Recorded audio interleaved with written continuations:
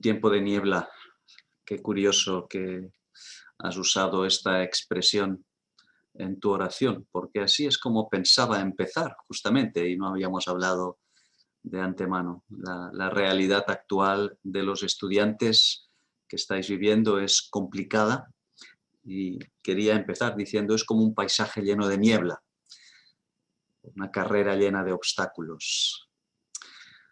Resiliencia con esperanza, oportunidad para la misión. Este es el título que José Daniel me pidió, un título muy acertado, porque como iremos viendo combina, es una síntesis de todo lo que vamos a estar diciendo.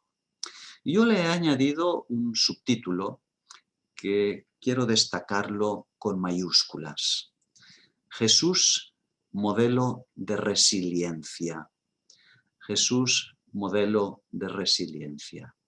Así que el tema que vamos a estar tratando es resiliencia con esperanza, oportunidad para la misión y Jesús, modelo de resiliencia. ¿Cuál es este paisaje lleno de niebla que estáis viviendo? Podríamos mencionar muchos factores.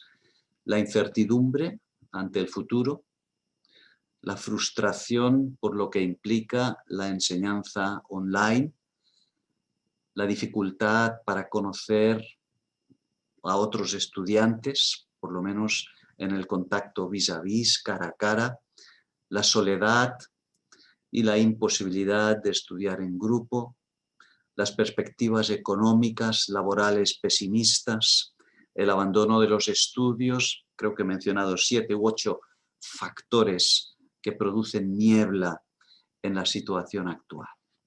Y surge una pregunta inevitable: ¿cómo hemos de afrontar esta situación? Los psicólogos y los sociólogos nos dan una palabra que parece talismán, casi una palabra mágica. Hemos de afrontar esta situación con resiliencia. Resistir. Hay que resistir. Pero, ¿cómo se hace esto? ¿Qué significa resistir en la práctica? Y la respuesta nos la da el título de este seminario. Resiliencia con esperanza. La resiliencia es inseparable de la esperanza. La resiliencia con esperanza es una herramienta poderosa para acercar a otros a Jesús, a los compañeros en la universidad. Es un instrumento clave de misión porque Jesús fue un modelo de resiliencia y Él es la esperanza. Quiero subrayar esto que es el título ampliado. Jesús fue un modelo de resiliencia y Él es esperanza, la esperanza. De entrada y a modo de introducción necesitamos dar 2 principios fundamentales que nos ayudan a enmarcar el tema. Tenemos que hacerle como un marco a nuestro tema antes de considerar el contenido. El primer principio: en el modelo de Jesús, la resiliencia sola no es suficiente. La resiliencia ha de ir acompañada de paciencia y de esperanza. Estas 3 palabras, como si fueran las 3 patas de un trípode, forman un todo inseparable.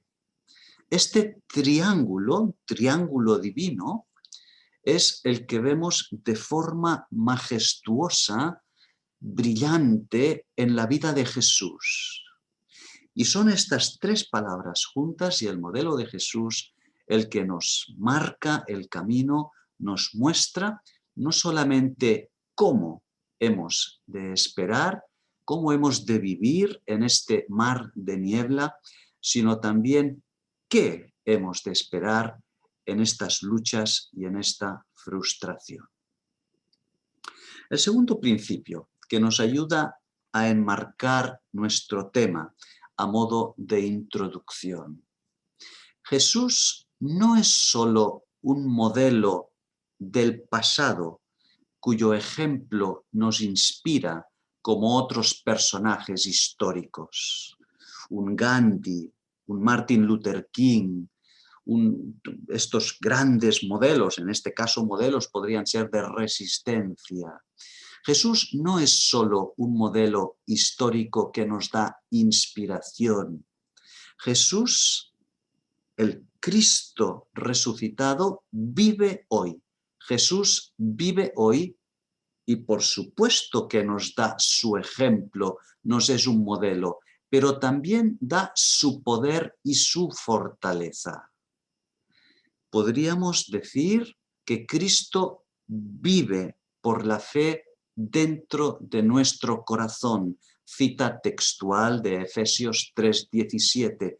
Cristo habita dentro de mi corazón, de tu corazón. Y es de este poder que podemos y debemos hablar a nuestros compañeros en la misión, en la universidad y del que voy a hablaros hoy. Jesús es el modelo de resiliencia porque nos es un ejemplo, pero sobre todo porque, como diríamos en el lenguaje tan de moda hoy, nos empodera. Una palabra que a mí no me gusta mucho porque me parece un anglicismo forzado al castellano.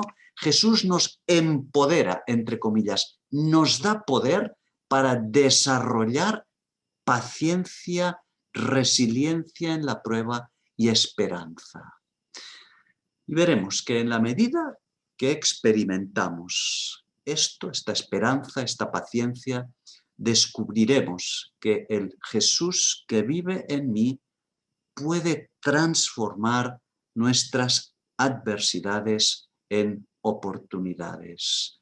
Mis adversidades son las oportunidades de Dios, las oportunidades que este Jesús modelo y este Jesús que habita en mí y me empodera, me da poder, transforma en grandes oportunidades. Bien, hasta aquí la introducción con estos dos principios que nos ayudan a enmarcar el tema. Un pequeño bosquejo de lo que vamos a estar considerando. No os asustéis que no voy a estar hablando más de 30 minutos, 35 minutos. Vamos a estar utilizando 4 palabras, 4 puntos fundamentales. 3 de ellas ya las hemos mencionado hasta ahora, este triángulo, la resiliencia, la paciencia y la esperanza. Pero añadimos un cuarto elemento que vamos a considerar, el contentamiento. Vamos a ver cada una de estas ideas, de estos puntos. Yo os los describo ahora y luego los desarrollamos. La resiliencia, en primer lugar, como adaptación natural. La resiliencia, adaptación natural. En segundo lugar, la paciencia, un puente hacia algún lugar. En tercer lugar, el contentamiento, la aceptación sobrenatural. Observad ya el juego de palabras entre el primer y el tercer punto. Adaptación natural y aceptación sobrenatural. Y en cuarto y último lugar, la esperanza, alimento de la paciencia. Bien, vamos a ir considerando cada uno de estos puntos brevemente. La resiliencia que hemos llamado la adaptación natural. Este es nuestro primer punto esta mañana. Me gustaría explicaros el concepto de resiliencia con un ejemplo práctico. Los ejemplos siempre quedan mucho más. Una vez, paseando por la playa en una reserva natural de la isla de Menorca, juntamente con Marta, mi esposa, observé cómo la vegetación, tanto arbustos como árboles, estaba tremendamente inclinada en una dirección. ¿Qué había ocurrido? El viento del norte, fuerte, y muy propio de esta parte de la isla, ha moldeado un paisaje que es curioso y altamente simbólico y que nos resume el principio de la resiliencia. Era espectacular contemplar los gruesos troncos de los pinos, pinos que podían tener 80, 90 años, doblados como si de un juguete de goma se tratara. Pregunto, ¿por qué hay árboles que se parten cuando sopla el viento fuerte y otros, por el contrario, se adaptan a la fuerza del viento inclinándose? La respuesta es importante porque ahí radica su capacidad para sobrevivir. ¿Y sabéis cuál es la palabra clave? La palabra clave es flexibilidad. Los árboles se doblan porque tienen flexibilidad y así son capaces de adaptarse. Cuanto más rígido es un árbol, lo mismo que un objeto, y atención, lo mismo que una persona, tantas más posibilidades de quebrarse, de romperse bajo el efecto de una presión o de un impacto fuerte. Por el contrario, cuanta más flexibilidad, tanto más se adaptará a una presión intensa sin romperse. Al afrontar la prueba, las presiones, las personas somos como los árboles de Menorca, en este caso. Tenemos una capacidad de adaptación que nos permite resistir y reorganizar la vida tras el impacto de la experiencia traumática. Resistir y reorganizar la vida. A esta capacidad elástica, flexible, es a lo que se conoce hoy con el nombre de resiliencia. La facultad de recuperarse y de adaptarse después del viento fuerte, después de un trauma.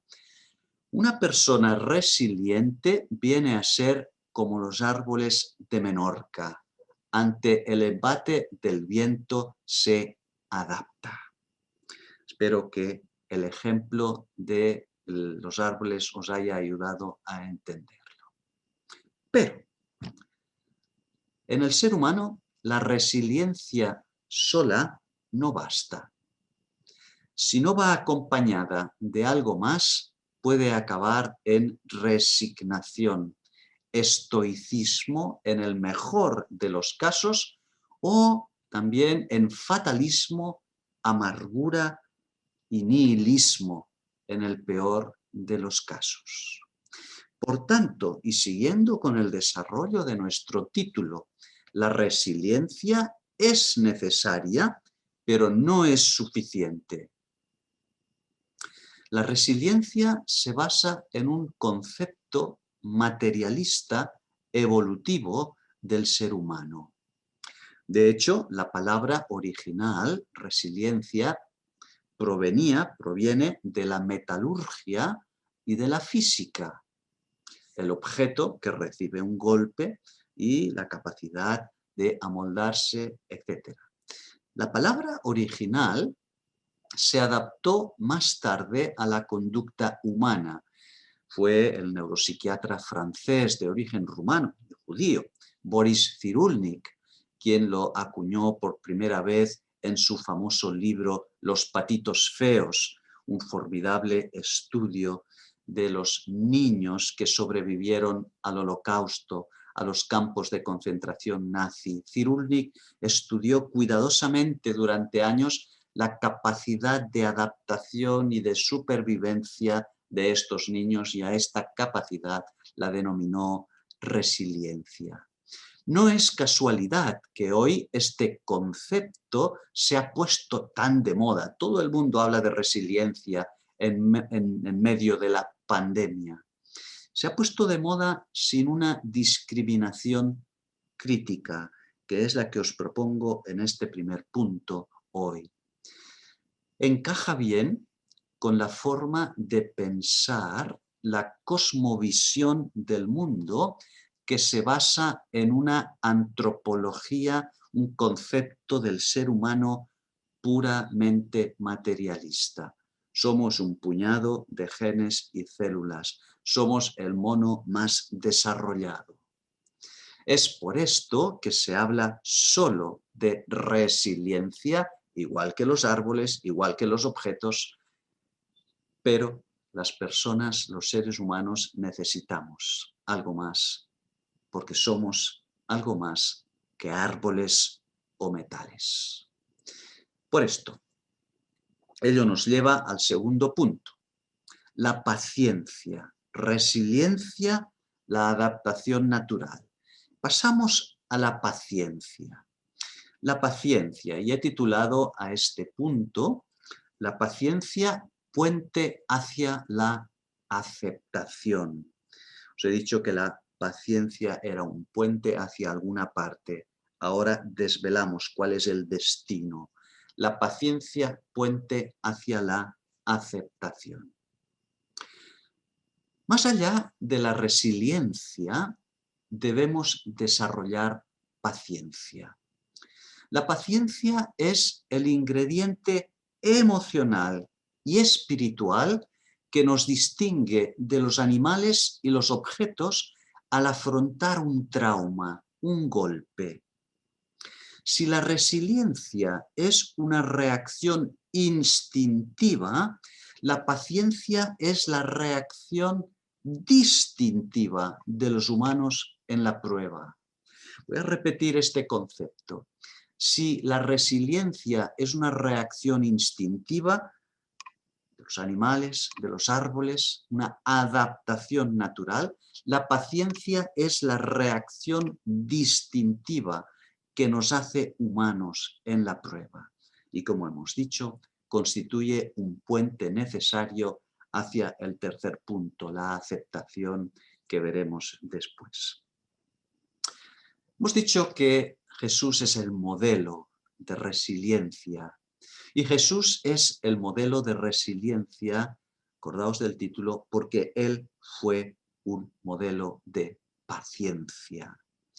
La paciencia fue un rasgo distintivo del carácter de Jesús. Voy a mencionar solamente 3 citas, podría mencionar muchas más. En Hebreos capítulo 12, versículos del 1 al 3, se nos dice, puestos los ojos en Jesús, corramos con paciencia la carrera que nos es propuesta. Jesús como modelo, la paciencia, hemos de correr con paciencia la maratón, la carrera de la vida. Otro texto en segunda de Tesalonicenses 3:5. El Señor encamine vuestros corazones al amor de Dios y a la paciencia de Cristo. Qué interesante es este versículo. Fijaos que si el amor es lo que define la esencia de Dios, el Señor encamine vuestros corazones al amor de Dios, la paciencia define el carácter de Cristo. El Señor encamine vuestros corazones al amor de Dios y a la paciencia de Cristo. Dios es amor, Cristo es paciente, paciencia. El tercer versículo bíblico. La paciencia es lo que le permitió a Jesús afirmar su rostro como el pedernal. Lucas 9:51 y la cita de Isaías 57 en esta misma línea. Afirmó su rostro, puso el rostro como el pedernal y dijo, ahí voy a afrontar. Y esto es lo que le permitió llegar a la meta propuesta, la cruz, aún en medio del sufrimiento más extremo. Y no os olvidéis de esta pequeña frase que aparece en el texto de Hebreos 12 que hemos mencionado. Por el gozo puesto delante de él, sufrió la cruz. el sufrimiento, la paciencia en el sufrimiento se alimenta de esperanza. Tenía la mirada puesta en el más allá. Vamos a detenernos brevemente en el concepto bíblico de paciencia. Necesitamos entender bien el concepto bíblico porque la gente suele asociar paciencia con resignación, un concepto estoico de paciencia que no es el cristiano. La idea de paciencia en la Biblia es tan rica que requiere dos palabras: perseverancia y fortaleza de ánimo. Persistir y resistir. Vamos a verlos rápidamente. En primer lugar, la paciencia es persistir. La paciencia es persistir. Perseverancia. Esta es la palabra que aparece, por ejemplo, en los dos primeros textos de Jesús que os he mencionado. Correr con perseverancia la carrera, la maratón, y la paciencia de Cristo. Es, como hemos dicho, lo que le permitió a él, como el corredor de maratón en medio de circunstancias muy duras, persistir, perseverar. La otra palabra, fortaleza de ánimo, nos habla de grandeza de carácter, un carácter formidable, lo que en psicología se llamaría la fuerza del yo. La palabra usada en el original griego es macrotimia, y no hace falta saber mucho griego para entender la riqueza de esta palabra. Macro quiere decir grande y timia, ánimo. La paciencia macrotimia es ánimo grande, alude a un espíritu fuerte, resistente, que permanece firme en las adversidades. Esta paciencia no se rinde, no claudica ante circunstancias difíciles. Es lo contrario de una persona cobarde, pusilánime, que se ahoga en un vaso de agua. Se aleja mucho de una actitud de resignación, un conformismo que nace de la impotencia y que lleva al fatalismo. Por el contrario, esta paciencia macrotimia es un concepto activo, positivo, y es fruto del Espíritu Santo. Es una paciencia que no dimite, sino que lucha. No se arruga, sino que se afirma ante la adversidad. No es pasiva, sino que inquiere activamente en busca de salidas. Daos cuenta, por tanto, cómo la resiliencia, esta adaptación natural propia de todos los seres vivos, requiere ir acompañada de su pareja, la paciencia, que nos hace humanos. La paciencia es fruto del Espíritu Santo. La paciencia es una característica distintiva que nos diferencia en la capacidad de lucha de los animales. Bien, hemos dicho que la paciencia es un puente hacia algún lugar y ahora consideramos la tercera palabra. Hemos visto primero la resiliencia, adaptación natural. En segundo lugar, la paciencia, un puente hacia el contentamiento. La paciencia genera un fruto. Se expresa en una realidad que la Biblia llama contentamiento.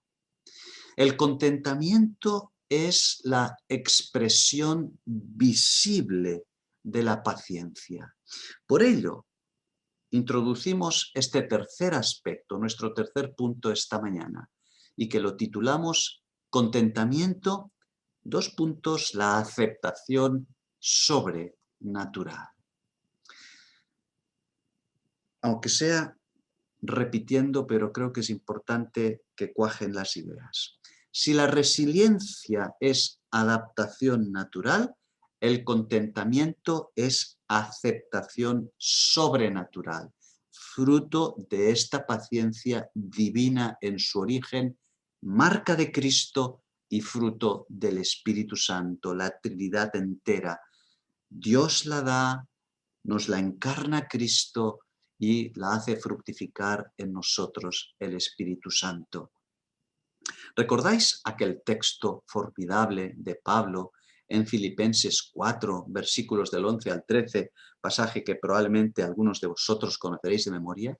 He aprendido a contentarme cualquiera que sea mi situación.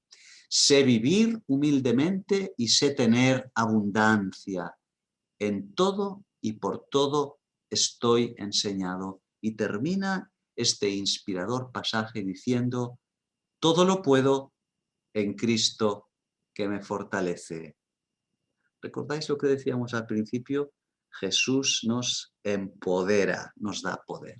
Todo lo puedo en Cristo que me fortalece. Consideremos brevemente este versículo, estos versículos de Pablo. Cuando el apóstol escribió estas palabras, estaba confinado en Roma, probablemente en arresto domiciliario.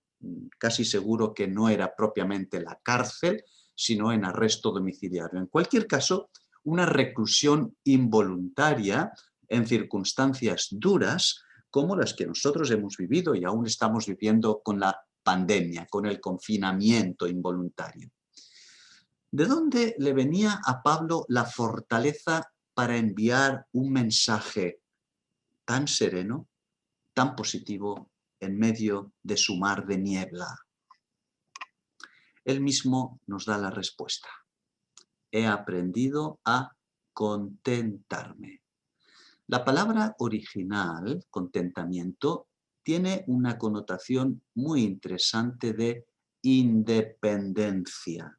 La palabra griega es autarkeia, de ahí viene la palabra un autarca y de ahí derivan todas las autos, autonomía, autorrealización, etc.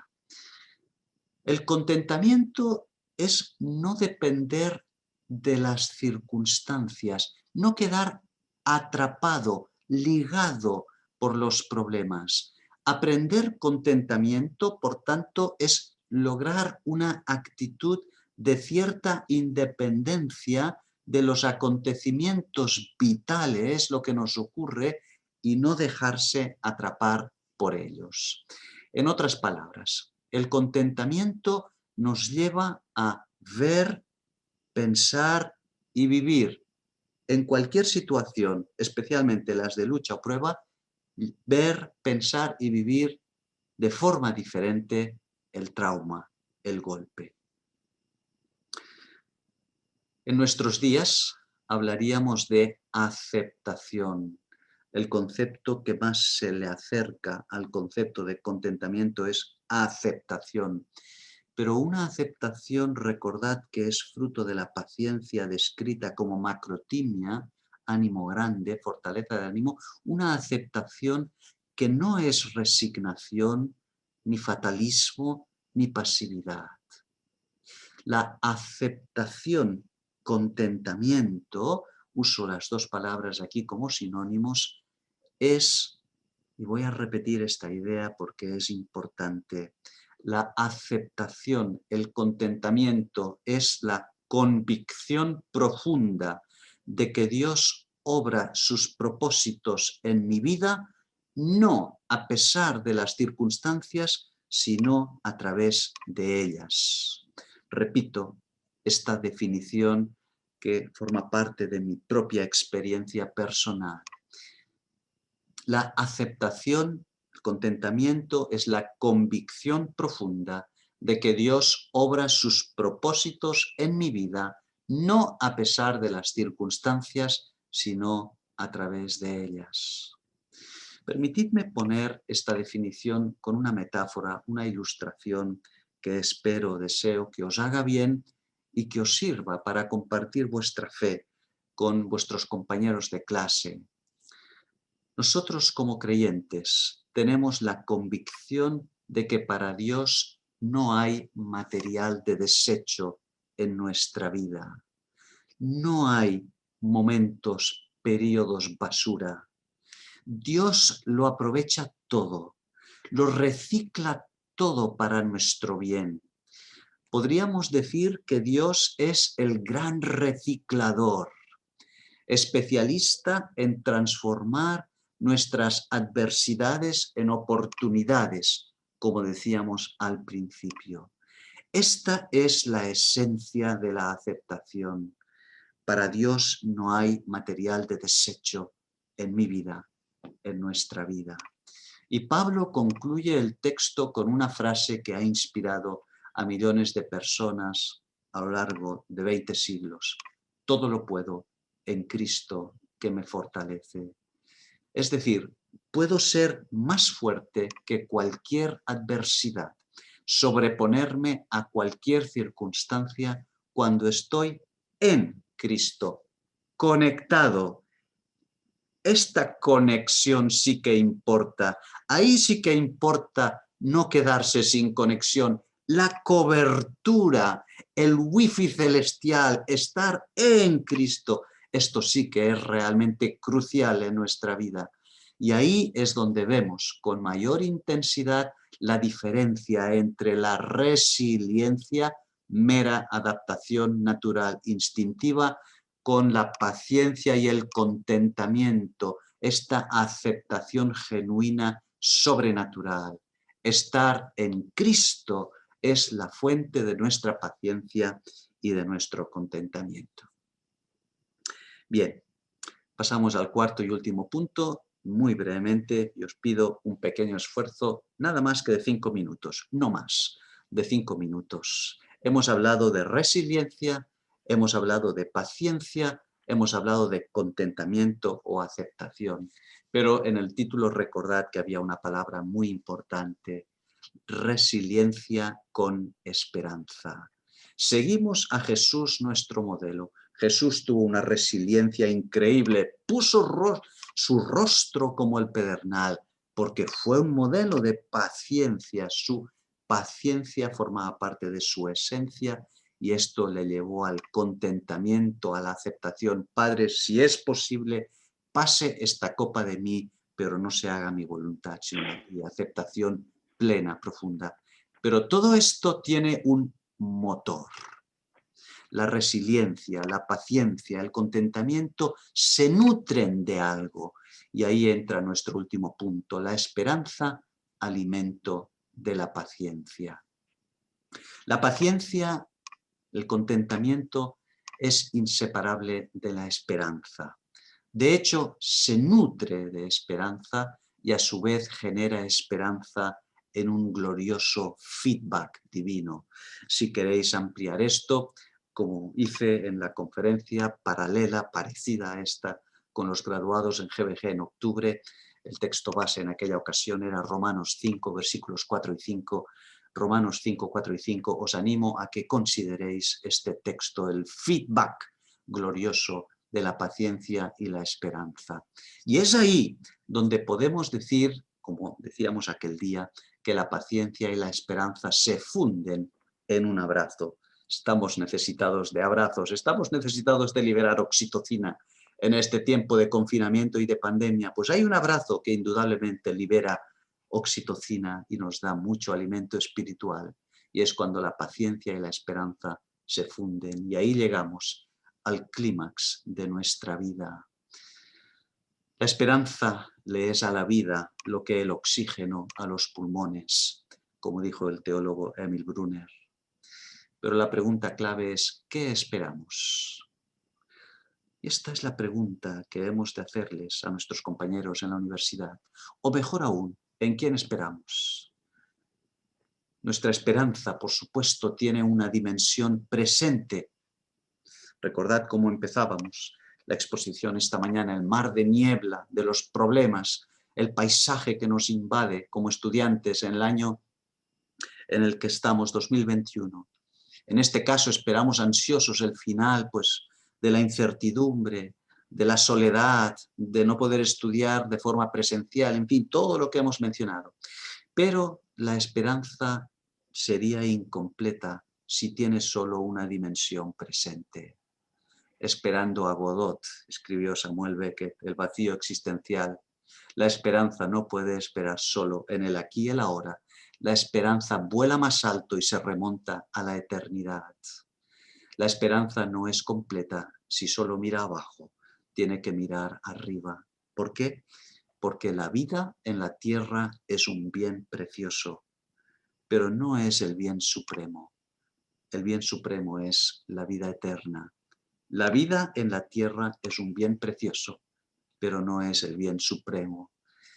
Por ello el Señor advirtió: no temáis a los que matan el cuerpo, mas el alma no pueden matar. Nos impresiona que este texto de Jesús precede a la consoladora promesa de su cuidado divino, pues aún vuestros cabellos están todos contados. Lo más importante en esta vida no es conservar la vida, sino conservar la fe. Este sería otro tema. Es ahí donde la persona y la obra de Jesús, la esperanza cristiana, nos permite mirar arriba y vislumbrar destellos de eternidad. Santiago menciona 2 veces la venida del Señor Jesús, la segunda venida, al hablar de la paciencia. No es casualidad. Cuando vislumbramos la segunda venida, la gloria de la eternidad con Cristo, nuestra paciencia y nuestro contentamiento se renuevan, y cualquier mar de niebla, cualquier tribulación presente se nos hace leve y breve, como dice el apóstol Pablo. Por tanto, la esperanza es la fuerza que alimenta y mueve, motiva la paciencia. Permitidme concluir con una definición de paciencia que he ido elaborando con el paso de los años, mezclada con la esperanza. La esperanza cristiana no es un concepto, sino una persona, Cristo. No es una idea abstracta, sino una experiencia vital.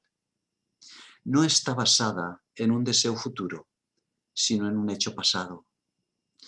No dice todo irá bien, como el hashtag italiano, sino todo fue bien en la cruz.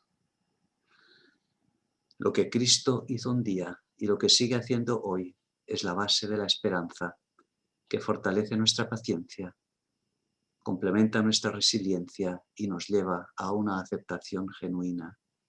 Esta actitud que Jesús encarnó de forma suprema es una herramienta poderosa en nuestro testimonio en la universidad y nos permite acercarnos a nuestros compañeros, no como supervivientes, sino como vencedores.